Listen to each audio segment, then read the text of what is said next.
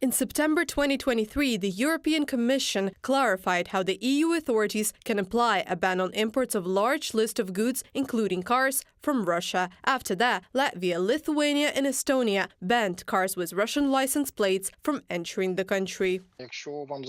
If you are banned from transport connections, you are effectively cut off from the markets of sales and purchases. That is, there can be no exports or imports to Europe. You are completely isolated. The second point, when Russia was disconnected from SWIFT, imagine that they are actually replaced the financial system by automobile transport, transportation of cash by automobile transport, and now they can't drive to their agents, to those European markets. They can't carry cash, which means they cut off another financial route.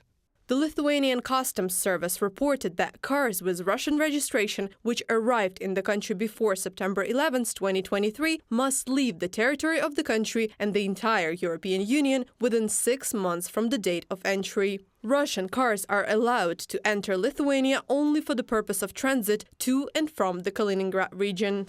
Anyone crossing the border, whether a Russian citizen or an EU citizen with license plates registered in Russia, if they don't have supporting documents for transit to Kaliningrad, they should know that their car will be confiscated. Jovita Neliupshina, Chancellor of the Ministry of Foreign Affairs of Lithuania, from a publication on the LRT website. On September 15th, Finland announced a ban on the entry of Russian cars. An exception was made only for EU citizens permanently living in Russia and their family members. The next day, September 16th, Poland joined the ban. This concerns passenger cars. Trucks came under the ban earlier. Not a single car with Russian license plates should enter Poland, said Mariusz Kamiński, Polish Interior Minister.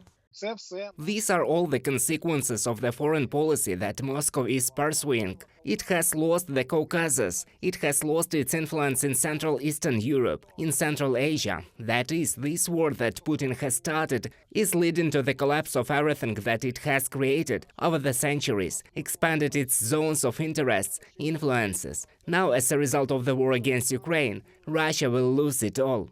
On October 3, 2023, a ban on Russian cars entering Norway will come into force. It applies to passenger cars with up to 9 passenger seats. Norway stands together with allies and like-minded countries in response to the brutal war of aggression that Russia is waging against Ukraine. It is crucial that the sanctions are effective in order to prevent income that the Russian state needs to finance the war, from a message on the website of the Ministry of Foreign Affairs of Norway. On October 2, 2023, Bulgaria announced that it is joining the ban on Russian cars.